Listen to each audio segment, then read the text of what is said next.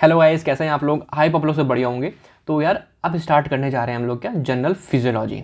बहुत प्यारा यूनिट है, बहुत छोटा सा यूनिट है। तो स्टार्टिंग हम करेंगे फिजियोलॉजी की, जनरल फिजियोलॉजी की। इसके बाद हम फर्दर ब्लड वगैरह पढ़ेंगे।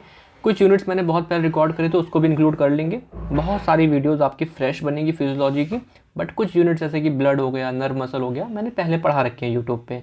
बट आप सिस्टमिक तरीके से, अच्छे तरीके से प्लान करते हुए हम फिजियोलॉजी में आगे बढ़ते हैं। अभी तक क्यों नहीं कर पा रहा था? बिकॉज यार मैं एक सब्जेक्ट को एक ही टाइम पे फोकस करना चाह रहा हूँ। स्टार्टिंग के पहले साल में मैंने बायोकेमिस्ट्री ख़त्म करी, फिर मैंने थर्ड ईयर में जब मैं आया तो मैंने माइक्रोबायोलॉजी ख़त्म करी। अब मैं फाइनल ईयर पे हूँ तो मैं सोचा फिजियोलॉजी पे वर्क करता हूँ थोड़ा मेरे को भी हेल्प होगी कॉन्सेप्ट, क्योंकि उतना अच्छे से मैंने नहीं पढ़ा था फिजियोलॉजी, बस रटने के लिए पढ़ लिया था। बट जो कॉन्सेप्ट होता है, अगर आप लोगों ने मुझसे कार्डियोवास्कुलर सिस्टम की फिजियोलॉजी पढ़ी है, आपने मुझसे ब्लड फिजियोलॉजी पढ़ी है, आपने मुझसे नर्व मसल फिजियोलॉजी पढ़ी है, तो आप जानोगे यार बहुत एग्ज़ाम तो यार छोटी चीज़ है, वो तो यार कोई भी पास कर जाएगा, है ना। मैं तो कभी उस चीज़ को लेके पढ़ाता ही नहीं हूँ, है ना। बट जो मेन फोकस होता है बच्चा का कॉन्सेप्ट क्लियर। आप मुझको अगर 20 मिनट दे रहे हो किसी एक वीडियो में, आप सबसे कीमती चीज़ तो वही दे रहे हो, अपना समय दे रहे हो। क्या आप मैं उस 20 मिनट में आपको कुछ समझा के भेज पा रहा हूँ? वो हाँ, मेरी जीत है। आपको इस कोर्स में भी आपका जो बायोकेमिस्ट्री का होगा, माइक्रो का भी होगा, आप देखोगे कुछ वीडियोज़ में मेरी एनर्जी कम रहेगी। क्या पता मैं कुछ कॉन्सेप्ट को मैं डिलीवर अच्छे से ना कर पाया हूँ। बिकॉज होता है यार, रिकॉर्डेड वे में होता है कभी कभी, और मैं भी इतना बहुत कुछ सीख रहा हूँ मैं, है ना। कई बार सिचुएशन है, और आप अगर नोटिस करोगे चैनल पे इतनी बड़ी ग्रोथ नहीं है जितनी मैंने वीडियो बनाई है, जितना मैंने माइक्रो पढ़ा दिया, बायोकेमिस्ट्री पढ़ा दिया, और जितना उस तरीके की, मतलब उससे आधे से आधा लोग मेहनत करते हैं, वीडियो डालते हैं और वो बहुत आगे निकल जाते हैं। तो मेरे को उतने तरीके का रिस्पॉन्स तो नहीं मिला है। बट मैं अपना एक काम कर सकता हूँ मैं, वो है काम करना। वो मैं लगातार कर रहा हूँ बिना अपने रिजल्ट को देखे। जितने बच्चों को मेरा चैनल मिला है, ट्रस्ट में उन्होंने बहुत अच्छा फीडबैक दिया है। इवन मेरे कॉलेज में, और जिन बच्चों को भी मेरे बारे में पता चला है, वो अमाउंट बहुत कम है। बहुत कम इन टर्म्स ऑफ ऑनलाइन में, अदरवाइज़ फिजिकल देखोगे वो 1000 बच्चे ही बहुत होते हैं, है ना। बाकी ठीक है, आगे चल के करना कुछ हो जाएगा, बढ़िया हो जाएगा। बाकी काम करते रहेंगे। तो मैं फिर बोल रहा हूँ, किसी लेक्चर को अगर आपको समझ ना आए तो जस्ट मुझे बताना, और मैं कर दूंगा ठीक, मैं कुछ ना कुछ समझा दूंगा आपको वहीं पे, है ना। चलो आ जाओ, चलो स्टार्ट करें। तो हम डिस्कस करते हैं सेल फिजियोलॉजी के बारे में आज। इसके बाद हम ये, इसके बाद हम इसके बाद ये, ठीक है। सेल फिजियोलॉजी में जितने भी आप कॉन्सेप्ट आप यहाँ नाम देख रहे हो, ये सब मैं पढ़ाऊँगा आपको, और आपने नीट के टाइम पे इससे ज़्यादा ही पढ़ा होगा, इससे ज़्यादा ही पढ़ा होगा। आज तो बहुत मोटा मोटा समरी है, और लास्ट वाला ये जो पार्ट है ये आप सेकेंड ईयर में पढ़ोगे, पैथो के अंदर, बहुत डिटेल में, बहुत डिटेल में, बहुत ज़्यादा डिटेल में। मैं ये पढ़ा दूंगा बाद में, है ना, अगर पढ़ा पाया। बाकी पैथो में पढ़ोगे। अब डिस्कस करते हैं हम चैप्टर। तो आप स्टार्ट करते हैं। तो cell cell is a structural function unit of living body of life, है ना। हम बचपन से सुनते आ रहे हैं। जैसे कि अगर मैं आपसे एग्जांपल बोलूँ कि आप ना एक मॉर्निंग वॉक पे सुबह सुबह टहलने जा रहे हो। जब टहलने जा रहे हो, आपने क्या देखा? आपने देखा बहुत सारे हाउसेस। जैसे मान लो एक बड़ा वाला घर है ना, बड़ा फ्लैट वाले घर है, एक मंजिल वाला घर है, छोटा कमरे वाला घर है। आपने डिफरेंट टाइप ऑफ क्या देखे? हाउसेस देखे। अगर मैंने आपसे क्वेश्चन किया कि ये डिफरेंट टाइप ऑफ हाउसेज आपको दिख रहे हैं, इनमें आप कॉमन चीज़ क्या बोलोगे? आप बोलोगे ये ईंट से बन के बने हैं, ब्रिक से बने हैं, है ना, ब्रिक से बने हुए हैं। तो वही चीज़ यहाँ पे हमारे बायोलॉजिकल वर्ल्ड में होती है कि आप अपने आसपास देखो different type of living organism. एक इंसान है, हाथी है, चींटी है, बहुत लोग हैं, different different size and shapes के लोग हैं। लेकिन सबका जो मूल आधार है, बेसिक्स है, वो किससे मिलके बने हुए हैं? वो आपका सेल से मिलके बने हुए हैं। वो सब किससे मिलके बने हुए हैं गाइस? वो सेल से मिलके बने हुए हैं। तो सेल हमारी बॉडी को बना रही है। हम बिलियंस ऑफ सेल से मिलके बने हुए हैं। स्ट्रक्चरल यूनिट हमारी सेल। और आप देखोगे एक सेल के अंदर एक बॉस है, न्यूक्लियस, जो ऑर्डर दे रहा है। काम करने वाले लोग हैं, जैसे कि एंडोप्लाज्मिक रेटिकुलम में आपका कहीं प्रोटीन बन रहा है, लिपिड बन रहा है, आपका माइटोकॉन्ड्रिया में एनर्जी वगैरह बन रही है, ठीक है। और आपका गोल्गी एपरेटस में पैकेजिंग हो रही है। कहीं से कहीं जाना है तो वेसाइकल्स में जा रहे हैं। आप देखोगे कि हमारी बॉडी, हमारे सेल के अंदर बहुत सारी चीज़ें हैं जो एक कोऑर्डिनेटेड वे में काम कर रही है, जिससे वो फंक्शनल यूनिट है। मतलब किसी चीज़ को अगर जिंदा रहना है तो कम से कम एक सेल तो रहना है। सबसे छोटी चीज़ अगर जिंदा रहती है वो क्या रहती है? यूनिसेलुलर। सेल से छोटा कुछ भी जिंदा नहीं है। ठीक है जी, चलो स्टार्ट करते हैं। तो ये basic fundamental unit of life है। वाई? बिकॉज अगर कोई एक सिंगल सेल भी है, लाइक आपका बैक्टीरिया भी है, तो वो भी लिविंग है। क्यों? क्योंकि सेल हमारा हर काम करना जानता है। सेल के अंदर इस तरीके से डिवीजन ऑफ लेबर होता है, सब कुछ होता है कि वो काम करना जानता है। ठीक है, चलो मैं चाहूँ ना इसके पर बहुत लंबा चौड़ा ज्ञान दे सकता हूँ, बट मैं ज़रूरत नहीं समझ रहा अभी आपके लेवल पे। अब देखो, एक सेल है, ये सेल है, इसके बाहर स्पेस होता है, इसे बोलते हैं extra cellular space, extra cellular space, ठीक है। ये दो टाइप का हो सकता है, एक होता है आपका इंटरस्टिशियल स्पेस, जैसे कि यहाँ पे सेल के बाहर दिख रहा है आपको स्पेस, इसे क्या बोलोगे आप, इंटरस्टिशियल स्पेस। और एक होता है, मान लिया ये आपकी ब्लड वेसल है और यहाँ पे सेल्स हैं, है ना, एंडोथेलियम है ना, सेल्स हैं, ये सेल्स हैं, और इसके जो बाहर जो स्पेस है, मतलब ये वाला जो स्पेस है, ये वाला जो स्पेस है, ये कैसा है, वेसल फॉर्म में है, तो ये वेस्कुलर स्पेस हो गया, ठीक है जी, जो ब्लड वेसल्स वगैरह में देखने मिल रहा है। तो आपको सेल के बाहर का स्पेस को बोलते हैं एक्स्ट्रा सेलुलर स्पेस, ठीक है। चलो, आप जनरल प्रॉपर्टीज़ आपकी जो होती हैं आपके सेल की, जो हर सेल आप कहीं ना कहीं मोटा मोटा दिखाएगा, जैसे कि इसके पास खुद की एनर्जी बनाता है ये। अब एनर्जी तो बन नहीं सकती, डिस्ट्रॉय नहीं हो सकती, बट मैं बोल रहा हूँ रेस्पिरेशन होता है यहाँ पे, जो आप खाना खाते हो उसमें से एनर्जी निकलती है, मेरा कहने का मतलब ये है ना। Energy can neither be created nor be destroyed, है ना, पढ़ा हुआ है हम लोगों ने। आ जाओ, नीड न्यूट्रिशन एंड ऑक्सीजन, सबको चाहिए होगी, एलिमिनेट करता है मेटाबॉलिक वेस्ट लाइक CO2 को रिमूव करेगा, ठीक है। मेंटेन द मीडियम, जो अंदर का जो मीडियम है सेल के अंदर का, सेल के अंदर ग्लूकोज कम है तो बाहर से ले ली, है ना, CO2 ज़्यादा है तो छोड़ दी, मतलब अंदर का जो मीडियम है उसको मेंटेन रखेगा। And show response to organism, कोई बैक्टीरिया आया तो उसको खाएगा, है ना, कोई भी चीज़ बाहर से आई फैगोसाइटोसिस वगैरह करेगा। चलो, reproduce by division, neuron reproduce नहीं करते हैं, तो आपका सेल डिवाइड करेगा डिवीज़न के थ्रू, मतलब रिप्रोड्यूस बाय डिवीज़न, है ना, बाइनरी फ्यूजन, इस तरीके से, मतलब 1 से 2। चलो आ जाओ, अब मैंने क्या बोला आप लोगों से, आपसे क्या बोला, ये कुछ प्रॉपर्टीज़ हो गई जनरल प्रॉपर्टी। अब यहाँ पे एक चीज़ लिखी है कि बहुत सारे सेल मिलते हैं तो टिश्यू बनता है, कॉमन सेल एक, मतलब बहुत सारे सेल्स आपके मिलते हैं और एक पर्टिकुलर काम करते हैं तो उसे हम टिश्यू बोलते हैं। आपके बहुत सारे टिश्यू मिलते हैं तो आपको ऑर्गन बनता है, like stomach is a organ, yes, है ना, intestine is a organ, yes, oesophagus is a organ, yes, है ना, ठीक है, ठीक है। अब स्टमक और ये सारे क्या है, ऑर्गन है, ये भी ऑर्गन है, ये भी ऑर्गन है और ये भी ऑर्गन है। एंड देन जब ये ऑर्गन मिलते हैं तो क्या बनता है, ऑर्गन सिस्टम। अगर मैं बोलूँ आपसे, एक ऑर्गन है स्टमक, एक है इंटेस्टाइन, एक है ईसोफेगस, दीज आर ऑर्गन, और ये मिले तो कौन सा सिस्टम बनेगा, आप बोलोगे डाइजेस्टिव सिस्टम, डाइजेस्टिव सिस्टम। और मैंने बोला आपसे क्या, नोज़ हो गया, ट्रेकाई हो गया, है ना, ब्रोंकियल्स, लंग्स, ये सब आपके लंग्स हैं, सॉरी ये आपके सब ऑर्गन्स हैं, सब मिलेंगे तो क्या बनेगा, रेस्पिरेटरी सिस्टम, ठीक है। तो आपका ये इस तरीके से चीज़ें चल रही हैं। अब मैंने बोला आपसे हमारी बॉडी में बहुत सारे सिस्टम हैं, like digest system, like respiratory system, like reproductive system, like circulatory system, बहुत से सिस्टम हैं। जब ये सारे सिस्टम मिलते हैं तब क्या बनता है, तब बनता है ऑर्गेनिज्म। क्या बनता है, ऑर्गेनिज्म, है ना। सबसे छोटी चीज़ सेल, सेल मिले तो टिश्यू बना, टिश्यू मिले तो ऑर्गन बना, ऑर्गन मिले तो ऑर्गन सिस्टम, और ऑर्गन सिस्टम मिले तो एक ऑर्गेनिज्म बनता है। अब इसके बाहर मैं ले जाऊंगा आपको तो वो इकोलॉजी का पार्ट हो जाएगा कहीं ना कहीं। जैसे चलो लेके चलता हूँ आपको, आप जिस रूम में बैठे हो, क्लास में बैठे हो, आप भी एक ऑर्गेनिज्म हो और आपका दोस्त भी ऑर्गेनिज्म है एक, है ना, और जितने भी लोग बैठे हो आप सारे ऑर्गेनिज्म हो, है ना। तो आपने उसे क्या बोला, उस चीज़ को बोलते हैं पॉपुलेशन। क्या बोलते हैं, पॉपुलेशन, पॉपुलेशन।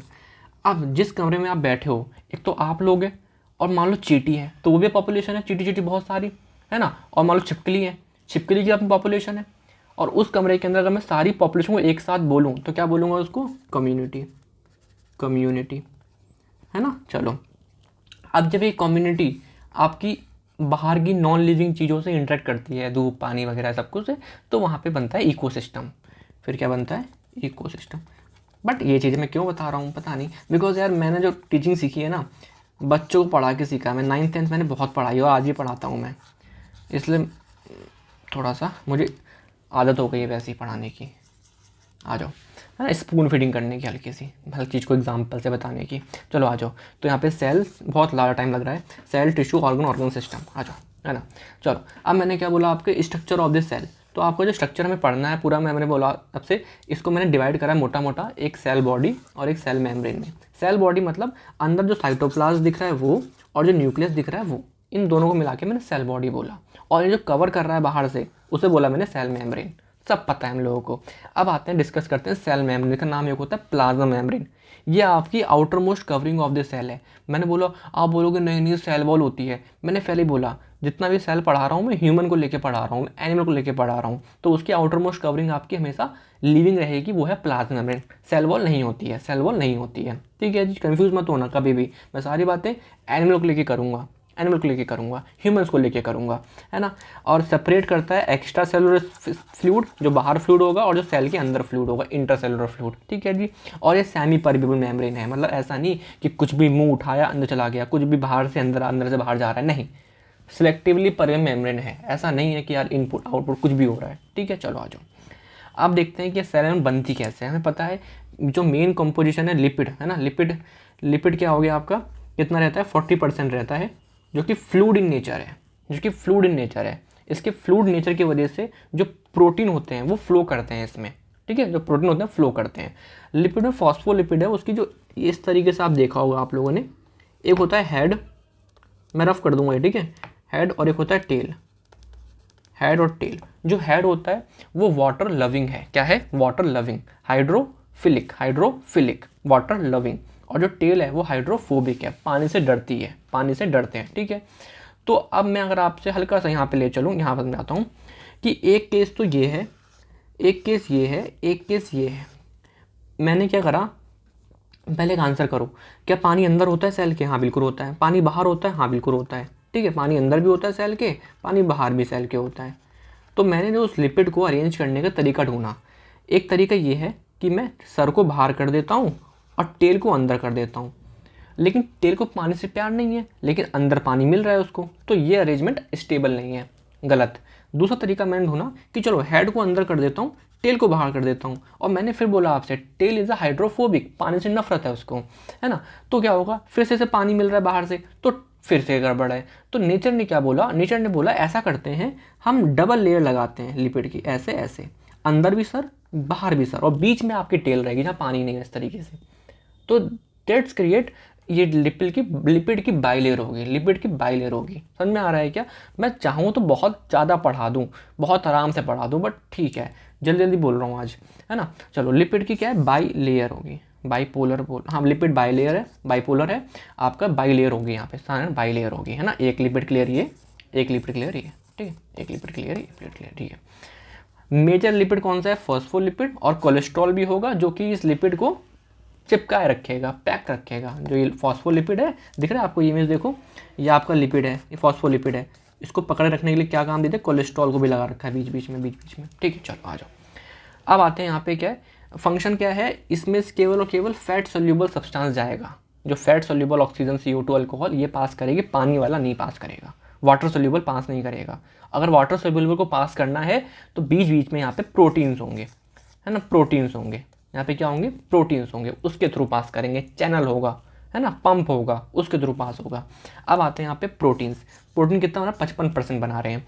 अब दो टाइप के प्रोटीन मिलेंगे यहाँ पे, इंटीग्रल प्रोटीन, एक होता है पेरिफेरल प्रोटीन। अगर आप देखो, इंटीग्रल मतलब यहाँ से स्टार्ट है और पूरा गए हैं, पूरा मतलब पूरा कवर कर रखा है अंदर तक, और पेरिफेरल मतलब कि बस नीचे नीचे हल्का सा या फिर ऊपर ऊपर हल्का सा, है ना, पूरी लेंथ, ओवरऑल पूरी लेंथ में नहीं है। ये तो ये बताओ कौन सा प्रोटीन है, ओवरऑल पूरा है तो क्या बोलोगे, इंटीग्रल, और ये सिर्फ ऊपर ऊपर है या फिर नीचे नीचे तो क्या बोलोगे, पेरिफेरल प्रोटीन है ना। जो पूरी थिकनेस में है वो इंटीग्रल प्रोटीन, सब पढ़ रखा है। पेरिफेरल प्रोटीन, इंट्रासेलुलर मतलब जो अंदर तरफ है, सेल के अंदर तरफ है, और या फिर पेरिफेरल वाला जो बाहर की तरफ है, एक्स्ट्रा सेलुलर, ठीक है। कार्बोहाइड्रेट भी रहेगा 5%, जो कि outer surface of the membrane पर रहता है, जिसे हम बोलते हैं क्या, ग्लाइकोकैलिक्स। क्या बनाता है, ग्लाइकोकैलिक्स। अगर कार्बोहाइड्रेट किसी प्रोटीन से लगा है तो क्या बोलेंगे, ग्लाइकोप्रोटीन। अगर वो कार्बोहाइड्रेट लिपिड से लगा तो बोलेंगे ग्लाइकोलिपिड। और एक पॉइंट यहाँ पे याद रखो, ग्लाइकोलिस की वजह से जो आउटर मेम्ब्रेन है ना हमारे सेल की, वो कैसी होती है, नेगेटिव चार्ज होती है। अब नेगेटिव चार्ज से फ़ायदा क्या होता है कि एडिशन नहीं होता है। क्या नहीं होता, एडिशन नहीं होता। मान लो एक सेल ये है RBC, एक RBC ये है, ड्यू टू ग्लाइकोकैलिक्स ये RBC में नेगेटिव चार्ज बार बार बार बार बार बार बार, यहाँ पे नेगेटिव, तो ये क्लम्प नहीं करती हैं, ये एडिशन नहीं दिखाती हैं, चिपक नहीं जाती हैं, है ना। तो ये इस तरीके से काम होता है। ये नेगेटिव चार्ज क्यों है, बिकॉज वहाँ पे जो भी होगा उस कार्बोक्सी ग्रुप होता है ना, सियालिक एसिड, तो उसकी वजह से होता है। बाकी नहीं जाना, बाकी नेगेटिव चार्ज होता है, तैयार रखो, बस हो गया। एक थ्योरी आती है यहाँ पे, फ्लूइड मोजाइक मॉडल, पढ़ा होगा आप लोगों ने नीट टाइम पे 1972 में। अकॉर्डिंग टू दिस कुछ भी नहीं है, जो आपके लिपिड वाला पार्ट है वो कैसा है, फ्लूइड है, जिसकी वजह से जो मोजाइक प्रोटीन है, मोजाइक मतलब कहीं कहीं पे प्रेजेंट है, पैटर्न होता है मोजाइक पैटर्न, दब्बा दब्बा, है ना, वो आपके फ्लो करेंगे। मतलब कहने वाली बात इतनी सी है कि जो लिपिड है वो फ्लूइड है, प्रोटीन है वो आपको इसमें फ्लो करेंगे, ठीक है। चलो, फंक्शन क्या होता है, सिलेक्टिबल परमेबिलिटी है, एब्जॉर्ब करेगा, एक्सक्रीट करे, absorb like glucose oxygen, excrete करेगा CO2 यूरिया वगैरह ना, एक्सचेंज ऑफ गैसेज होंगी यहाँ पे, प्रोटेक्टिव फंक्शन भी है, ऐसा नहीं कोई भी अंदर आ रहा है कोई भी बाहर जा रहा है, ठीक है, और maintain shape and size, nothing important ना यार, क्या बताऊँ इसमें, हो गया। साइटोप्लाज्म, साइटोप्लाज्म में 80% पानी होता है, आप इसे इमेजिन कर सक रहे हो क्या, ये वाला पार्ट बोल रहा हूँ मैं, है ना, और कैसा रहेगा, जेली लाइक रहेगा, है ना, जिसके अंदर आपके different cell organelle, cell organelle क्या होते हैं, जैसे हमारी बॉडी के ऑर्गन होते हैं, ऑर्गन जो काम करते हैं, ऐसे सेल के अंदर भी काम करने वाले क्या बोलते हैं, ऑर्गेनली, ठीक है। अब वो ऑर्गेनली में कवरिंग हो सकती है, मान लो ये आपका माइटोकॉन्ड्रिया है तो उसकी कवरिंग होती है, तो ये क्या हुआ, लिमिटिंग मेम्ब्रेन है, और किसी में क्या नाम है, आउटर मोस्ट कवरिंग नहीं है, आउटर मोस्ट कवरिंग नहीं है, तो क्या बोलेंगे उसको, नॉन विदाउट लिमिटिंग मेम्ब्रेन, लेकिन अरे मेम्ब्रेन नॉन मेम्ब्रेन सिंपल पढ़ रखा है हम लोगों ने, तो बहुत सारे हमारे पास मेम्ब्रेन होती है, कुछ में नहीं होती है, तो इनको हम ऐसे करके देखेंगे। अब बोलो, अब मैं आपसे पूछूं कि इनमें से बेटर क्या है, इनमें से बेटर क्या है, तो मैं बोलूँगा बेटर यही रहता है मेम्ब्रेन होना, बिकॉज देखो क्या होता है, जैसे कि जिस रूम में मैं हूँ अगर इसकी दीवारें हट जाएँ और बगल रूम में दिख रहा है, ऐसे सारी दीवारें हट जाएँ, तो क्या मैं उतनी अच्छे से काम कर पाऊँगा, उतना एफिशिएंसी दे पाऊँगा, जहाँ आप पढ़ रहे हो मान लो दीवारें हट जाएँ, तो बाहर जो बैठा हुआ है आपको दिख रहा है, आप जो बोल रहे हो वो भी सुन रहा है, वो भी डिस्टर्ब हो रहा है, तो एफिशिएंसी नहीं आ पाती है ना। तो वही चीज़ बोलना चाह रहा हूँ मैं कि लिमिटिंग मेम्ब्रेन से होता क्या है कि जो बाहर कुछ हो रहा है उससे इन ऑर्गेनल को अपने काम में दिक्कत नहीं आती, तो ये बेटर है ना, बेटर है, अच्छा है, ठीक है। मैं यार बहुत तेज़ पढ़ा रहा हूँ यार लेक्चर आज का, मुझे ऐसा लग रहा है, बट क्योंकि मैं नहीं चाहता इसको आधे घंटे से ऊपर करना, बिल्कुल भी नहीं चाहता, है ना, आधे घंटे के अंदर अंदर ख़त्म करना चाहता हूँ। और ऐसी बहुत सारी बातें जो आपको बिल्कुल आती हैं यार, नहीं आती तो बहुत दिक्कत है फिर, है ना, पूछ लेना फिर मुझसे और क्या बोलूँ। आ जाओ, अब बात करते हैं ये करके हम लिमिटिंग मेम्ब्रेन, जिनके पास सेल मेम्ब्रेन है उनकी बात हम करते हैं, जिसके पास मेम्ब्रेन है, ठीक है। चलो पहला आता है एंडोप्लाज्मिक रेटिकुलम, इसको नाम को तोड़ते हैं, एंडो मतलब अंदर, सेल के अंदर, प्लाज्मिक मतलब साइटोप्लाज्म में, कहाँ पे, साइटोप्लाज्म, रेटिकुलम मतलब होता है नेटवर्क, तो हमारी बॉडी के अंदर, हमारे सेल के अंदर नेटवर्क है जो प्लाज्मा में प्रेजेंट है, उसे क्या बोलेंगे हम, एंडोप्लाज्मिक रेटिकुलम। आप देख पा रहे हो ये आपका न्यूक्लियस है और ये आपका मान लो यहाँ पे सेल मेम्ब्रेन है, सेल मेम्ब्रेन, तो ये फैला हुआ नेटवर्क ट्यूब वेसल्स का वो क्या है आपका एंडोप्लाज्मिक रेटिकुलम। जब मैंने माइक्रोस्कोपली देखा गया तो मैंने देखा कुछ कुछ तो मुझे रफ दिख रहे हैं और कुछ मुझे स्मूथ दिख रहे हैं। रफ क्यों दिख रहे हैं कि उनके ऊपर क्या है, राइबोसोम्स हैं, आप खुद देखो dot dot dot dot granular ribosomes लगे रहेंगे और आप हाथ टच करोगे तो आपको रफ अपीयरेंस आएगी। तो रफ अपीयरेंस क्यों आ रही है, बिकॉज ऑफ राइबोसोम्स। और जहाँ जहाँ मैं नाम बोलूँ राइबोसोम, आप क्या बोलोगे, it is help in protein synthesis. वो किस में हेल्प करते हैं, प्रोटीन सिंथेसिस। वो क्या करते हैं, प्रोटीन सिंथेसिस। राइबोसोम बोलूँगा तो यही बोलोगे, हमेशा हमेशा यही बोलोगे, ठीक है। और एक काम और है कि हमारा जो मान लो कोई ऑर्गेनली काम नहीं कर रहा तो उसे भी डिस्ट्रॉय कर देंगे, ठीक है। चलो, स्मूथ एंडोप्लाज्मिक रेटिकुलम में सारे लिपिड, स्टेरॉइड हार्मोन्स है ना, role in cellular metabolism, detoxification और आपका storage of and metabolism of calcium, बहुत इंपॉर्टेंट है। आप देखोगे, आपको मैं पढ़ाऊंगा स्मूथ मसलर कॉन्ट्रैक्शन, वहाँ पे कैल्शियम निकलता है, सार्कोप्लाज्मिक रेटिकुलम बोलते हैं। तो वो यही है, smooth endoplasmic reticulum is a major storage. कहाँ पे क्या होता है आपका, कैल्शियम स्टोर होता है, कैल्शियम स्टोर होता है, ठीक है, याद रहना चाहिए। और क्या बोल सकते हैं इसके अंदर, जैसे मैं आपसे बोलूँ कि एक लीवर है, लीवर है, तो लीवर के अंदर ज़्यादा क्या होगा, रफ़ या फिर स्मूथ, तो आप बोलोगे स्मूथ, बिकॉज वहाँ पे डिटॉक्सिफिकेशन ज़्यादा होता है। लेकिन अगर मैं एक तरफ बोलूँ कि आपका बाइसेप्स है ना, ट्राइसेप्स है, तो वहाँ पे ज़्यादा क्या होगा, रफ़ या फिर स्मूथ, तो आप बोलोगे रफ़, बिकॉज वहाँ की रिक्वायरमेंट प्रोटीन सिंथेसिस की है। तो मतलब मोटा मोटा ये कहने वाली बात है कि इनका होगा हर सेल में, बट इनका जो अमाउंट है, इनका जो नंबर है, वो ज़्यादा कम कौन क्या होगा वो डिपेंड होता है उसके काम पे। लीवर में होगा तो स्मूथ वाला ज़्यादा होगा, ठीक है। चलो आ जाओ, गोल्गी एपरेटस। अब देखो मैंने क्या बोला, यहाँ पे बन रहा है आपका प्रोटीन, यहाँ बन रहा है आपका लिपिड, है ना, लिपिड बन रहा है, इनको पैक करना होगा ना। लाइक अगर मैं आपको सिंपल सा एग्जांपल दूँ कि आपने एक ऑर्डर किया अमेज़ॉन से कि मैंने शूज़ ऑर्डर करे, तो शूज़ जब ऑर्डर करते हो तो एक बॉक्स में आता है या फिर वो पार्सल वाला एक फेंक के देता है फिर दूसरा फेंक के देता है, ले भैया तेरे जूते, ऐसे देता है क्या, नहीं ऐसा नहीं देता, क्या करता है, पैक करके देता है। तो यही काम है, यहाँ पे लिपिड बन रहा है, यहाँ पे प्रोटीन बन रहा है, यहाँ पे लिपिड बन रहा है, बट अगेन इवेंचुअली इनको पैक होना बहुत ज़रूरी है ना, पैक होना बहुत ज़रूरी है। तो मान लो यहाँ पे आपका रफ एंडोप्लाज्मिक रेटिकुलम है, यहाँ पे स्मूथ एंडोप्लाज्मिक रेटिकुलम है, यहाँ से प्रोटीन बना, यहाँ से लिपिड बना, ये यहाँ से पास करेंगे और पैक हो जाएंगे, है ना, सिक्रेटरी वेसिकल्स में बन गए, है ना, पैक हो गए। तो तो पैकेजिंग वाला काम क्या है, गोल्गी एपरेटस का। कुछ ऐड और मॉडिफाई करना है, मान लो प्रोटीन में मुझे ग्लूकोज लगाना है, कुछ लगाना है, मॉडिफिकेशन करना है, स्टोरेज वाला काम। तो ये 3 फंक्शन रखना, पैकेजिंग, मॉडिफिकेशन, स्टोरेज, ठीक है। एक होता है सिस फेज और एक होता है यहाँ पे जो ऐसा वाला फेज है वो ट्रांस फेज, सब पढ़ रखा होगा आप लोगों ने, ठीक है। ये ऐसे यहाँ से क्रॉस हो रहा है, देखो पैक हो गया, सेक्रेटरी वेसाइकल्स। तो ये भी आपका मेम्ब्रेन बाउंड होता है, तो ये देख लो, देख लो क्या बोलूँगा, सेक्रेटरी वेसाइकल्स भी यहीं ख़त्म कर लो कि ये जाएंगे जहाँ पे ज़रूरत होगी वहाँ फट जाएंगे, ठीक है। मान लो इसके अंदर प्रोटीन है, जहाँ गए साइटोप्लाज्म में अंदर या बाहर, और वहाँ जाके फट गए और वहाँ पे उसकी नीड पूरी कर दी, उसकी नीड पूरी कर दी, ठीक है। अब मेरी बात समझना, एक चीज़ समझ आता हूँ मैं आपको। ये मान लो रफ एंडोप्लाज्मिक रेटिकुलम है, उसने ना एक चीज़ बनाई है, प्रोटीन। ये थोड़ी स्पेशल प्रोटीन है। कैसे प्रोटीन है ये? एंजाइम्स हैं। क्या है? एंजाइम्स हैं। एंजाइम्स भी कौन से वाले? डाइजेस्टिव एंजाइम है, खतरनाक वाले डाइजेस्टिव एंजाइम है, ये बनाए। और ये पास कर रहा है कहाँ पे? गोल्गी एपरेटस से। तो गोल्गी एपरेटस इन्हें पैक कर देगा, इन्हें पैक कर दिया। क्या पैक कर दिया बताओ, क्या पैक कर दिया? आपके डाइजेस्टिव एंजाइम वाले, है ना। तो जो ये डाइजेस्टिव एंजाइम वाले पैक करने वाली थैली है ना, इसका एक अलग सा नाम दिया गया है। इसको मैं वेसाइकल नहीं बोलूँगा, इसको मैं बोलूँगा लाइजोसोम्स। क्या बोलूँगा गाइस? लाइजोसोम्स। तो lysosomes are nothing, they are also like vesicle, but इनके अंदर क्या भरा होता है? इनके अंदर भरा होता है डाइजेस्टिव एंजाइम।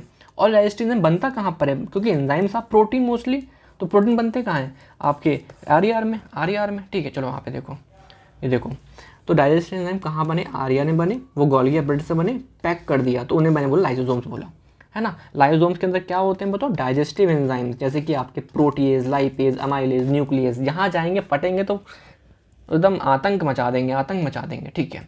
अब ये 2 टाइप के होते हैं, मेरी बात समझना। एक होता है प्राइमरी लाइसोसोम, एक होता है सेकेंडरी लाइसोसोम। देखो सुनो, ये है सेल, अंदर ये मेरा एक लाइसोसोम है जो अभी इनएक्टिव है, इसको मैंने बोला प्राइमरी लाइसोसोम्स, जो आपका जिसके अंदर भरे हुए हैं एंजाइम्स, डाइजेस्टिव एंजाइम्स, लेकिन अभी वो इनएक्टिव है, ठीक है। ये मान लो बाहर से एक बैक्टीरिया आया, है ना, बैक्टीरिया आया अंदर, ये बैक्टीरिया आ गया, है ना, इस तरीके से अंदर आ गया, तो इसको मैं बोलूँगा फैगोसोम्स, है ना। ये इसको क्या बोलूँगा मैं? बैक्टीरिया अंदर आया है, इसको मैंने बोला फैगोसोम्स। तो ये क्या है बताओ? Inactive lysosomes. और एक टर्म बोल रहा हूँ मैं फैगोसोम, जिसके अंदर आपका बाहर वाला मान लो बैक्टीरिया है, वो उसके अंदर है। अब क्या करेंगे? ये दोनों मिलेंगे, है ना। ये क्या हुआ? लाइसोसोम्स एंड फैगोसोम्स मिले, फैगोसोम मिले, तो अब बन गया, इनको मिलने पे बन गया क्या? फैगोलाइसोसोम्स। फैगोसोम मिला, लाइसोसोम्स क्या बना? फैगोलाइसोसोम। अब इसे मैं बोलता हूँ आपका सेकेंडरी लाइसोसोम्स, जो कि आपका एक्टिव है। तो प्राइमरी लाइसोसोम इनएक्टिव होता है, बट जब कोई चीज़ उसमें मिलती है फैगोसोम्स खाने वाली, तब ये एक्टिव हो जाता है, ठीक है। चलो, पैरोक्सिसोम्स, स्मूथ एंडोप्लाज्मिक रेटिकुलम, है ना, स्मूथ एंडोप्लाज्मिक रेटिकुलम से डिटैच होकर बनता है, स्मॉल मेम्ब्रेन बाउंड ऑर्गेनेली है। उसमें होता क्या है? मेनली आपका very long chain fatty acid, beta oxidation, detoxification, ये सब करता है। कैटेलिस एंजाइम है, लाइक, है ना, H2O2 का डिग्रेडेशन करना सबसे इंपॉर्टेंट काम है, H2O2 का डिग्रेडेशन करना पानी में, है ना, सबसे इंपॉर्टेंट काम है। बाकी एक डिसीज़ होती है, इसके अंदर पढ़ते हैं ज़ेलवेगर सिंड्रोम, कि आपको जो सिंथेसिस है, मतलब आपको जो लाइसोसोम्स है बन नहीं पा रहा है, बन भी रहा है तो फंक्शनल नहीं है वो। तो अगर वो फंक्शनल नहीं है तो क्या नहीं हो पाएगा उसके अंदर? ये नहीं हो पाएगा, very long chain fatty acid का बीटा ऑक्सीडेशन नहीं हो पाएगा, तो इनका नंबर बढ़ने लगेगा। इनका नंबर बढ़ेगा तो बहुत सारी दिक्कतें आती हैं, फिर ब्रेन डिफेक्ट वगैरह होते हैं, ठीक है। समझ हमको आ रहा है क्या? तो ये हो गया। तो ये भी स्मॉल मेम्ब्रेन बाउंड ऑर्गेनेली है, जो कि आपका एंडोप्लाज्मिक रेटिकुलम बोले तो स्मूथ वाले से निकल रहा है, सिंथेसिस, है ना। अगर ये नहीं हो पा रही है सिंथेसिस, तो उसे बोलते हैं ज़ेलवेगर सिंड्रोम, ठीक है। चलो आ जाओ, अब एक होते हैं सेंट्रोसोम और सेंट्रियोल। तो ये आपको पता है यार कि सेंट्रियोल मतलब 2 सिलेंड्रिकल होंगे ऐसे ऐसे, है ना, उन्हें बोलेंगे अलग अलग centriole and together we call them centrosome. तो सेंट्रियोसोम के अंदर कितने सेंट्रियोल होते हैं? 2 सेंट्रियोल होते हैं, जो कि परपेंडिकुलर अरेंज होते हैं, है ना। जिसके अंदर से क्या निकलेंगे? आपके माइक्रो निकलेंगे, मतलब फाइबर्स निकलते हैं, जो कि सेल डिवीजन में हेल्प करते हैं। अभी देखेंगे, है ना। चलो, पढ़ा होगा, सेल डिवीजन में हेल्प करते हैं ये, है ना। सेक्रेटरी वेसाइकल मैंने बता दिया आपको, यही गोल्गी एपरेटस से पैक हुए निकल रहा है ना। चलो, ऐसा ही है यार, अब ज़्यादा नहीं जाना है, ठीक है। माइटोकॉन्ड्रिया के अंदर आते हैं। तो माइटोकॉन्ड्रिया के अंदर आप वीडियो देखोगे बायोकेमिस्ट्री के अंदर, इलेक्ट्रॉन ट्रांसपोर्ट चेन। ये तो फ़ायदा है मेरे से पढ़ने का, है ना। फ़ायदा मतलब ये भी है ना, बायोकेमिस्ट्री में मैंने पढ़ा रखा है, तो आप एक ही ईयर में हो तो पढ़ोगे वहाँ पे, तो वहाँ पे बहुत अच्छे से पढ़ा रखा है। प्लीज़ उस वीडियो को जरूर रेफर करना। चलो, माइटोकॉन्ड्रिया, एक बात समझना है, कॉन्सेप्ट समझो। जहाँ जहाँ पे डीएनए होता है, जहाँ जहाँ पे डीएनए होता है वहाँ पे डबल मेम्ब्रेन होती है। डबल बॉस है ना डीएनए, जहाँ जहाँ बॉस रहेगा वहाँ वहाँ डबल सुरक्षा रहेगी भाई, है ना। तो जहाँ जहाँ डीएनए, लाइक न्यूक्लियस के पास डीएनए होता है, ठीक है, और आपका अब प्लांट है बोले तो क्लोरोप्लास्ट के पास भी रहता है, और आपका माइटोकॉन्ड्रिया के पास भी रहता है ना। तो इनके पास खुद का डीएनए है सबके पास, तो इनके पास डबल मेम्ब्रेन देखने मिलती है, आउटर मेम्ब्रेन, इनर मेम्ब्रेन, ठीक है जी। चलो, आउटर मेम्ब्रेन, इनर मेम्ब्रेन, ठीक है। इनर मेम्ब्रेन ऐसे फोल्डेड मिलेगी आपको। ये फोल्डेड क्यों मिलती है? बिकॉज जो ये रिएक्शन है, इलेक्ट्रॉन ट्रांसपोर्ट चेन यहीं पे चल रही होती है। तो जितना ज़्यादा सरफेस एरिया घुमा घुमा के होगा, उतना ज़्यादा क्या होगा, यहाँ पे इलेक्ट्रॉन ट्रांसपोर्ट चेन होगी, और जितनी ज़्यादा इलेक्ट्रॉन ट्रांसपोर्ट चेन होगी उतना ज़्यादा क्या होगा, एटीपी बनेगी, है ना, एटीपी बनेगी, ठीक है ठीक है ठीक है। इन्हें हम सिस्टर्न बोलते, क्रिस्टे बोलते हैं, ठीक है। तो ये हो गया आपका। और क्या बताना है, इनके पास खुद के राइबोसोम्स भी हैं। राइबोसोम क्या करते हैं? प्रोटीन सिंथेसिस, ठीक है, वेरी गुड। और लेकिन ये क्वालिटी कैसी होती है? 70S होती है। ये थोड़ा यूनिक है। हमारे जो यूकैरियोट हैं हम लोग, वहाँ पे राइबोसोम्स कहते रहते हैं 80S रहते हैं, बट यहाँ पे 70S रहेंगे। ठीक, कुछ थ्योरीज हैं इसके पीछे की, बात नहीं करना चाह रहा अभी, ठीक है, हो गया। और क्या बताना होता है माइटोकॉन्ड्रिया के बारे में, आपको क्या नहीं पता। यहाँ पे आपको पता है इलेक्ट्रॉन ट्रांसपोर्ट चेन है, एटीपी बन रही है, ATP is known as energy currency, है ना। तो इसलिए हम इसको बोलते हैं powerhouse of the cell. ये तो भाई बहुत सुना होगा आप लोगों ने, अगर ये नहीं आता तो क्या आता है। मैं नहीं लिख रहा, मैं चाहता हूँ कि जगह छोड़ दूँ और आप फिर खुद पढ़ो और कुछ इनपुट लिखो भी इसमें। बाकी आपको सारी बातें पता है माइटोकॉन्ड्रिया के बारे में, है ना। चलो आगे बढ़ते हैं। अब आते हैं दो जिनके पास विदाउट लिमिटिंग मेम्ब्रेन, इनके मेम्ब्रेन नहीं है, राइबोसोम्स। राइबोसोम में जहाँ जहाँ बोलूँगा वो क्या होंगे? Protein synthesis. अब राइबोसोम्स में बोलूँ 65% आरएनए है, कौन सा वाला? राइबोसोमल आरएनए, और 35% प्रोटीन से मिलकर बना हुआ है। मेन काम है उसका प्रोटीन सिंथेसिस। राइबोसोम यूकैरियोट में हमारे अंदर 80S के होते हैं, एक्सेप्ट कहाँ पे? माइटोकॉन्ड्रिया, यहाँ पे 70S, एस फॉर सिडबर्ग यूनिट, ठीक है, छोड़ो। नाउ टाइप, दो टाइप से बताया मैंने, जैसे कि RER में, रफ वाले में वो अटैच था, तो वो हो गया। एक फ्री जो साइटोप्लाज्म में प्रेजेंट रहेगा, ऐसे खुले में घूम रहा है, खुले में घूम रहा है, ठीक है। अब हमारी बॉडी में, मतलब हमारे जो सेल के अंदर साइटोस्केलेटन होते हैं, साइटोस्केलेटन होते हैं। मेरी बात समझ, ये आपके कॉम्प्लेक्स नेटवर्क हैं, प्रोटीन्स हैं कुछ, जो कि आपके शेप एंड साइज़ को सपोर्ट, सेल को सपोर्ट कर रहे हैं, है ना। जैसे मैंने आपको बताया था, ये सेंट्रियोल, सेंट्रियोल ये है ना, ये सेंट्रियोल, सेंट्रोजोम हो गया कम पूरा मिला के। इसमें तो कुछ फाइबर्स निकलेंगे, माइक्रोट्यूब्यूल्स निकलेंगे, जो कि क्रोमोसोम्स को अलग करने में हेल्प करते हैं। ऐसे पढ़ा होगा, देखा होगा वो माइटोसिस मियोसिस में वो डायग्राम। तो वो भी क्या है? यही तो है साइटोस्केलेटन। कौन सा वाला साइटोस्केलेटन वाला प्रोटीन है? माइक्रोट्यूब्यूल्स, जो रेडिएट कर रहा है फ्रॉम सेंट्रोजोम्स। क्या काम करता है? क्या आपका क्रोमोसोम को अलग कराएगा, ठीक है। चलो बाकी आप देखोगे कुछ और प्रोटीन भी होते हैं, लाइक इंटरमीडिएट फिलामेंट, सुना है आपने? क्रिएटिन, डेस्मिन, जो कहीं ना कहीं सपोर्ट दे रहे हैं साइटोप्लाज्म को। सिंपल देखो, आपने वो देखा है कि हम जब पेड़ काटते हैं तो वहाँ पे, आप पहाड़ों में पेड़ काटिए तो मिट्टी थोड़ी लूज हो जाती है, फिर वो पूरा लैंडस्लाइड्स वगैरह हो जाती हैं। तो बोलते हैं यार पेड़ लगाओ, पेड़ लगाओ। तो पेड़ क्यों लगाओ? क्योंकि पेड़ लगाओगे तो जड़ें होंगी तो मिट्टी को पकड़ रखेंगी, तो लैंडस्लाइड नहीं होगी। तो वही काम यहाँ पे भी हो रहा है, सपोर्ट दे रहे हैं, है ना। माइक्रोफिलामेंट आप देखोगे, एक्टिन, मायोसिन, है ना, मूवमेंट में हेल्प करेंगे ये। तो ये आपके साइटोस्केलेटन हो गया। आ जाओ, अब बात करते हैं न्यूक्लियस के अंदर। न्यूक्लियस आप पढ़ोगे मॉलिक्यूलर बायोलॉजी में, लेक्चर नंबर 1 बायोकेमिस्ट्री के अंदर, बहुत अच्छे से पढ़ाया है। मुझको आप जानते होगे तो मेनली बायोकेमिस्ट्री की वजह से ही जानते होगे, ठीक है। मेरे से आप पढ़ रहे होगे जस्ट बिकॉज आपको बायोकेमिस्ट्री मुझसे पसंद आई होगी, और बहुत लोगों को आई है, ठीक है। चलो आ जाओ, तो वो लेक्चर जरूर देखना, बाकी मैं बता दूंगा। तो हमारी बॉडी में यूनिन्यूक्लिएटेड सेल भी होते हैं मोस्टली, जिनमें एक ही, लाइक न्यूरॉन वगैरह, जिन पे एक ही न्यूक्लियस है ना।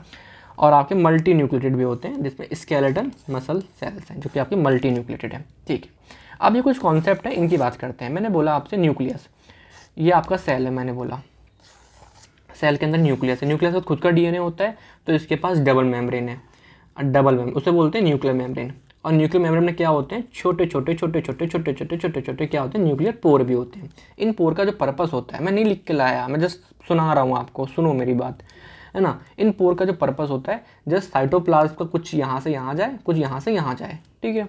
मैं फिर बोल रहा हूँ मेरे पास इन्हें समझाने के एग्जाम्पल बहुत अच्छे हैं।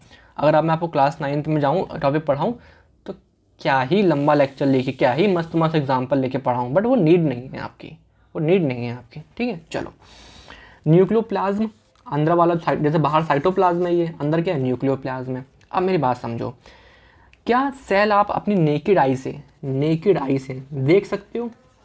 देख सकते हो? आप बोलोगे नहीं देख सकते, नेकेड आई से नहीं देख सकते। तो आप अगर सेल नहीं देख पा रहे, क्या उसका न्यूक्लियस देख पाओगे? वो तो बहुत छोटा होगा, नहीं देख पाओगे। तो न्यूक्लियस बहुत छोटा होता है, बस इतना बताया मैंने। अब आपको जो डीएनए होता है ह्यूमन का, उसकी जो लेंथ होती है वो कैसी होती है, 2.2 मीटर की। मैं बहुत तेज़ बोल रहा हूँ आज स्पीड में, 2.2 मीटर की होती है। तो 2.2 मीटर की होने की वजह से क्या हुआ, मेरी बात समझना, ये आपका इसके अंदर तो नहीं आ पाएगा, न्यूक्लियस के अंदर तो आ नहीं पाएगा। ऑब्वियसली बात है, न्यूक्लियस इतना छोटा है और डीएनए इतना बड़ा है, कैसे आएगा, नहीं आ सकता। तो इसके लिए ट्रिक बनाई गई। क्या बनाई गई? ये न्यूक्लियस है, मैंने बोला ये क्या है, न्यूक्लियस। जैसे कि आपने पतंग उड़ाई होगी, पतंग का धागा कितना बड़ा होता है और वो इतनी जगह पे आ जाता है, इतनी सी जगह में, क्यों? क्योंकि आप एक चीज़ के अराउंड फोल्ड करते हो, एक चीज़ के अराउंड फोल्ड करते हो। तो वही चीज़ यहाँ पर है कि हमारा जो न्यूक्लियस है वहाँ पे हिस्टोन है। क्या है? हिस्टोन प्रोटीन है। क्या है? हिस्टोन प्रोटीन है। तो आपको जो डीएनए है ये वाला, है ना, डीएनए है ये वाला, ये आपका अराउंड रैप कर रहा है, ये डीएनए इसके अराउंड रैप कर रहा है, रैप कर रहा है, क्योंकि एज अ होल तो आ ही नहीं सकता है, तो उसे फोल्ड करा गया। तो इसे मैंने बोला क्रोमैटिन। क्या बोला मैंने? क्रोमैटिन। क्रोमैटिन। इस टाइम पे मेरा सेल ग्रो कर रहा है।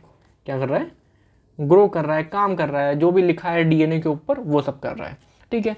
अब जब मेरा सेल डिवाइड करता है, जब मेरा सेल डिवाइड करता है, तो ये तो बहुत थ्रेड लाइक स्ट्रक्चर है, इसको कैसे डिवाइड करना आसान है क्या? नहीं।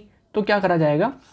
रेप्लिकेशन वगैरह करने के बाद क्या करा जाएगा? कंडेंसेशन। मतलब जो ये स्ट्रक्चर है इसको और कंडेंस कर दो, और फोल्ड कर दो, और फोल्ड कर दो, तो ये कुछ ऐसा बन जाएगा। फोल्ड कर दिया और, है ना, सेम चीज़ है। क्या कर दिया? और फोल्ड कर दिया, और फोल्ड कर दिया। तो इसे मैं बोलता हूँ क्रोमोसोम्स। बस मेन देखो, क्रोमैटिन और क्रोमोसोम में डिफरेंस नहीं है। क्रोमोसोम जब बने when a cell is about to divide, when a cell is about to divide. तो आपसे मैंने बोला न्यूक्लिक एसिड, मतलब जो आपका डीएनए है कैस फॉर्म में रहेगा जब मेरा सेल ग्रो कर रहा है, काम कर रहा है, तो आप बोलोगे क्रोमैटिन। और उस टाइम पे क्या होगा, जब वो डिवाइड करेगा तो क्रोमोसोम। क्रोमोसोम समझ में आ रहा है क्या? ठीक है, आ रहा है, अच्छी बात है, वरना मैंने फिर बोला आपसे ये लेक्चर देखना, ठीक है। चलो आ जाओ फिर। अब मैं क्या बात करता हूँ, ये डीएनए है, तो डीएनए का हर पार्ट में इंफॉर्मेशन नहीं लिखी होती। जैसे कि आप यहाँ पेज देख रहे हो, तो यहाँ पे लिखा है, यहाँ पे लिखा है, यहाँ पे लिखा है, यहाँ नहीं लिखा कुछ, ठीक है। तो जहाँ जहाँ पे लिखा है ना, उसे मैं बोलता हूँ जीन, उसे मैं बोलता हूँ जीन, है ना। इसके पीछे भी करने का रीज़न है, बट ठीक है, आ जाओ। अब मैंने क्या बोला आप लोगों से, ये यहाँ पे कुछ लिखा है, मान लो कलर के बारे में, स्किन कलर, यहाँ पे लिखा है हेयर कैसे रहेंगे, यहाँ पे लिखा है आइज़ के बारे में। तो the segment of DNA which contain some sort of information it is called gene. Gene DNA का वह भाग है जहाँ पे कुछ इन्फॉर्मेशन लिखी है। जीन डीएनए का वह भाग है, वह पार्ट है जहाँ पे कुछ इन्फॉर्मेशन लिखी हुई है। समझ में आता है क्या? और वो कोडोन की फॉर्म में होता है, लाइक कुछ ट्रिपलेट पढ़ा है, न्यूक्लियोटाइड सब पढ़ रखा है आप लोगों ने। चलो ये हो गया, ये हो गया, ये हो गया। एक होता है पोर्शन यहाँ पे, है ना, न्यूक्लियस के अंदर, क्या बोलेंगे इसे, न्यूक्लियोलस, यहाँ पे आपका राइबोसोम की सिंथेसिस हो रही है, ठीक है, अरेंजमेंट भी हो रहा है। चलो आ जाओ, अब आते हैं सेल डेथ। बिल्कुल इसका बस हमें वर्ड समझना है, मतलब समझना है हर एक वर्ड का। ऑटोफेगी मतलब कि मान लो कोई माइटोकॉन्ड्रिया है, वो बूढ़ा हो गया या फिर डैमेज हो गया, तो उसे ख़त्म करना है, सेल्फ ईटिंग करनी है, तो उसे बोलते हैं ऑटोफेगी, ठीक है। ऑटोफेगी मतलब कोई भी आपका सेल या फिर सेल ऑर्गनली आपका डैमेज हो गया, आपका ख़राब हो गया, उसको हटाना है वहाँ से, तो आप क्या बोलोगे, ऑटोफेगी, सेल्फ ईटिंग कर लो। कौन करता है? कौन करता है? आपका लाइजोसोम्स, ठीक है। चलो, एपोप्टोसिस, हमारे सेल का भी एक लाइफ स्पान, ऐसा बोलो, क्या बोलो, प्रोग्राम्ड सेल डेथ होती है अंडर जेनेटिक कंट्रोल, कि हाँ अब होना है, ये एक नेचुरल फेनोमेना है। यहाँ पे कोई इन्फ्लामेशन नहीं होगी, हाँ होना है, सबको मरना है, एपोप्टोसिस, इन्फ्लामेशन नहीं होगी, यहाँ पे सेल जो है सिंक करेगा, एकदम श्रिंक करेगा और आपका ख़त्म हो जाएगा, कोई इन्फ्लामेशन नहीं होगी। प्रोग्राम सेल डेथ है, सबके साथ होती है सर, सबके साथ हो रही है, ठीक है। ये आपका इंपॉर्टेंट है सेलुलर होमोस्टेसिस बनाने के लिए। आप देखना हमारी बॉडी में डेली बिलियंस ऑफ सेल्स बनते हैं। अगर डेली बिलियंस ऑफ सेल बन रहे हैं तो यार ऐसे तो हम सेल बहुत ज़्यादा हो जाएंगे तो हटाना ही पड़ेगा, तो एपोप्टोसिस से वो डेली हटते भी हैं और वो बैलेंस बना रहता है। Homeostasis is all about balance, है ना। नेक्रोसिस इज अनप्रोग्राम सेल डेथ, कि मान लो एक आपके चाकू लग गई हाथ में तो वहाँ के सेल डैमेज हो गए, या फिर मान लो कोई बैक्टीरिया आया, लाइक टीबी वाला बैक्टीरिया आया, है ना, टीबी वाला बैक्टीरिया आके अंदर कुछ नेक्रोसिस कर रहा है, उसका नाम होता है केशियस नेक्रोसिस। अभी नहीं, ये सब पैथो में बहुत डिटेल में पढ़ोगे गाइज, ठीक है, डरना नहीं है अभी आपको। तो क्या बोला मैंने, बोला due to unexpected and accidental damage, उस समय जब सेल मरता है उसे बोलते हैं नेक्रोसिस। ये आपका थोड़ा सा क्या है, अनप्रोग्राम्ड सेल डेथ है। एक होता है ना, एक इंसान मर रहा है अपनी उम्र जी के 70-80 साल आराम से मरा, तो वो है एपोप्टोसिस। लेकिन एक किसी इंसान का एक्सीडेंट हो गया फिर मरा, तो वो हो गया नेक्रोसिस, ठीक है। यहाँ पे इन्फ्लामेशन वगैरह देखने मिलती है। चलो आ जाओ, सेल एडेप्टेशन। अब एक सेल ना अपने आप को सर्वाइव करने के लिए, अपने आप को सर्वाइव करने के लिए अपने आप को चेंज भी करता है इन्वायरमेंटल के स्ट्रेस को देख के। इन्वायरमेंट में कुछ चेंज हुआ है, उसको कैसे अडेप्ट करे, कुछ करे ऐसा, उसके वजह से फ़र्क, मतलब सेल अडेप्ट करता है अपने आप को। जैसे कि मैंने बोला कुछ पढ़ेंगे एट्रोपी। एट्रोपी मतलब एक सेल नॉर्मली इतना बड़ा है, मान लो यहाँ पे देखो ऐसे हैं बड़े बड़े सेल, है ना, लेकिन ऐसे हो गए, अरे साइज़ कम हो गया, क्यों कम हो गया, न्यूट्रिशन नहीं मिला, क्यों कम हो गया, यूज़ ही नहीं करा उसका, क्यों कम कर दिया, वहाँ की ब्लड सप्लाई ख़राब हो गई, ठीक है। तो ये आपका एट्रोपी बोलते हैं। एट्रोपी मतलब उस सेल का आपका क्या हुआ, साइज़ कम हो गया। क्या था इन्वायरमेंट में चेंज, आपको खाना नहीं दिया आपने, ब्लड सप्लाई नहीं है, वहाँ की लैक ऑफ वर्कलोड है, एक्सरसाइज नहीं कर रहे हो, समझ में आ रहा है, तो ठीक है। ओके। एक होता है फिजियोलॉजिकल एट्रोपी, जो कि हर किसी में देखने मिलती है, होनी होनी, वो थाइमस। आप देखोगे चाइल्डहुड के बाद आपका थाइमस ग्रेजुअली साइज छोटा होता रहता है, होता रहता है, ठीक है जी। तो आपका थाइमस, ओके, थाइमस पता है ना, ऑर्गनल क्या बोल, ग्लैंड है जहाँ पे आपका लिम्फोसाइट्स क्या होते हैं, मैच्योर होते हैं। आ जाओ, चलो hypertrophy. Hypertrophy increase in the size of the cell, size increase हो रहा है। लाइक आपने क्या करा, फिजियोलॉजिकल हाइपरट्रॉफी, आपने मसल्स का इस्तेमाल बहुत करा, जिम गए बहुत गए तो मसल फूल गई, तो साइज़ बढ़ गया मसल का, तो उसे बोलेंगे मस्कुलर हाइपरट्रॉफी।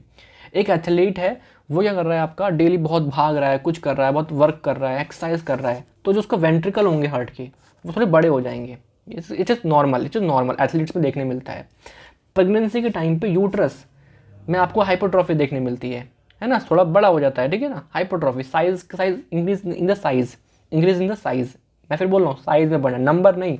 अगर यहाँ पे एक है, चलो बांधता हूँ, ये है, तो हाइपरट्रॉफी में ये हो गया, एट्रोफी में छोटा हो रहा है, ठीक है। पैथोलॉजिकली मतलब एक पेशेंट को हाइपरटेंशन है, हाइपरटेंशन की वजह से वेंट्रिकुलर हाइपरट्रॉफी हो रही है, दिस इज कॉल्ड पैथोलॉजिकल। देखो वेंट्रिकल हाइपरट्रॉफी आपको एथलीट्स में देखने मिलती है, दिस नॉर्मल बिकॉज वो एक्सरसाइज की वजह से हुआ है। लेकिन बीपी की वजह से हो रहा है, हाइपरटेंशन की वजह से हो रहा है, तो वो वेंट्रिकल हाइपरट्रॉफी क्या पैथोलॉजिकल है। एक होती है कंपनसेटरी हाइपरट्रॉफी। इसे इसका मतलब क्या है कि नॉर्मली एक बच्चे पे 2 किडनी है, लेकिन मान लिया उस बच्चे पे एक किडनी क्या हुई, नहीं है, एक किडनी डैमेज है, तो दूसरी किडनी जो होगी ना वो अपने आप में हाइपरट्रॉफी कर लेगी, सो दैट जो किडनी नहीं है उसका फंक्शन कंपनसेट हो जाए, तो मान लो ये 2 किडनी है, एक किडनी अगर नहीं है, दूसरी वाली किडनी हाइपरट्रॉफी कर लेगी और साइज इंक्रीज करके अब दोनों का काम कर लेगी, ठीक है जी। हाइपरप्लेजिया, इंक्रीज इन नंबर, कि मान लो एक है, बहुत सारे हो गए, बहुत नंबर बढ़ गया सेल का, साइज नहीं नंबर बढ़ गया, ठीक है। फिजियोलॉजिकली देखा जाए कहाँ देखने मिलता है, मेंस्ट्रुअल में जब फेज आती है, प्रोलिफरेटिव फेज, उस टाइम पे जो एंडोमेट्रियल है वहाँ के सेल्स में सेल का नंबर बढ़ जाता है, ठीक है जी। चलो पैथोलॉजिकली एक कैंसर होता है क्या, बिनाइन प्रोस्टेटिक हाइपरप्लेजिया, BPH, है ना, बहुत दिखता है, बहुत कॉमन है 60 साल से ऊपर मेल के अंदर, है ना। तो वहाँ पे क्या हुआ, नंबर बढ़ गया। एक होता है आपका कंपनसेटरी हाइपरट्रॉफी, मान लो लीवर है, बोलते हैं लीवर डोनेट कर दो, हल्का सा पार्ट लीवर रीजनरेट कर लेता है, तो मान लो लीवर इतना डैमेज हो गया तो अपने आप को वापस से डिवाइड कर करके वो रीजनरेट कर लेगा, तो इसे बोलते हैं कंपनसेटरी हाइपरट्रॉफी। तो कंपनसेटरी, एक सेकेंड, अरे यार मैंने वहाँ तो कॉपी किया था ना, जहाँ पे ट्रॉफी यहाँ प्लेजिया कर दूँ अभी, सॉरी, बिकॉज मैंने ऊपर वाले से कॉपी किया था हेडिंग्स और वो हो गया ट्रॉफी पे, ठीक है। हाइपरप्लेजिया मतलब साइज में बढ़ना, इंक्रीजिंग द साइज, ठीक है। लास्ट डिस्प्लेजिया, ये थोड़ा सा प्री मैग्नेंट चेंज है, मतलब कैंसर से होने पहले ये कुछ चेंजेस आते हैं। नॉर्मल अरेंजमेंट एक सेल का ऐसा है, बट डिस्प्लेजिया मतलब आपको जो साइज, शेप और एक ऑर्गेनाइजेशन ऑफ द सेल है, एक पैटर्न में जो सेल अरेंज है वो एकदम से ख़राब हो गए, है ना। जैसे आप देख रहे हो पहले कितने आराम से लगे हैं, फिर देखो ऐसे अंदर जा रहे हैं, फिर आगे चल के तो और मतलब करेंगे, ठीक है, समझ में आ रहा है। इसे बोलते हैं डिस्प्लेजिया। ये प्री मैलिग्नेंट चेंज है, एबनॉर्मल साइज, शेप और ऑर्गेनाइजेशन, आर्किटेक्ट डिफेक्ट है ये। जैसे वो सेल अरेंज होते हैं वैसे नहीं होके दूसरे तरीके से हो रहे हैं, ठीक है। मेटाप्लेजिया मतलब वहाँ पे मान लो स्मोकिंग की बात करते हैं, कोई स्मोकिंग करता है तो ब्रोंकस में नॉर्मली वहाँ पे आप एक कॉलमनर एपिथेलियम मिल रही है ना, कॉलमनर एपिथेलियम मिल रही है, बट ब्रोंकस की वजह से वहाँ पे क्या हो जाएगी, कन्वर्ट हो जाएगी किसमें, स्मोकिंग की वजह से वो कॉलमनर कन्वर्ट इनटू स्क्वेमस। तो ये आपका स्ट्रेस क्या था यहाँ पे इन्वायरमेंट क्या था, स्मोकिंग, है ना। ऐसे ही आप देखोगे ईसोफेगस के अंदर बैरेट ईसोफेगस, वहाँ पे ईसोफेगस पहले स्क्वेमस थी, बट ड्यू टू एसिड है ना, एसिड का रिफ्लेक्स आते तो वो हो गई आपकी कॉल्यूमिनार, मतलब replacement of one type of cell with another type of mature cell, मतलब सेल टाइप, है ना। तो यहाँ पे कॉल्यूमिनार से स्क्वेमस याद रखो। बाकी ये जो लास्ट में ये पढ़ाया है मैंने और ये कुछ चीज़ें बताई हैं, ये सब आप पैथो के अंदर बहुत ज़्यादा डिटेल में पढ़ोगे और वही इंपॉर्टेंट भी है, यहाँ क्वेश्चन भी नहीं पूछते आपसे। हाँ, अगर आप हाइपरट्रोफी हाइपरप्लेजिया में डिफरेंस नहीं बता पाए, आप ये नहीं बता पाए कि इसका में हाइपरट्रोफी में साइज़ बढ़ता है, यहाँ पे नंबर बढ़ता है, तो वो गलती है। यहाँ पे रिक्वायरमेंट आपकी इतनी है कि आपको बस डेफिनेशन पता हो और हल्के से एग्जाम्पल पता हो, तो क्या ही बात है। ठीक है जी, दैट्स इट। ज़्यादा लंबा लेक्चर हो गया, बट इससे आगे के लेक्चर ऐसे नहीं होंगे इतने लंबे, है ना। होंगे, फिर डिमांड होगी तो होंगे, कोई बड़ी बात थोड़ा ना है, ठीक है। चलो guys, okay guys, thank you, bye, Tata.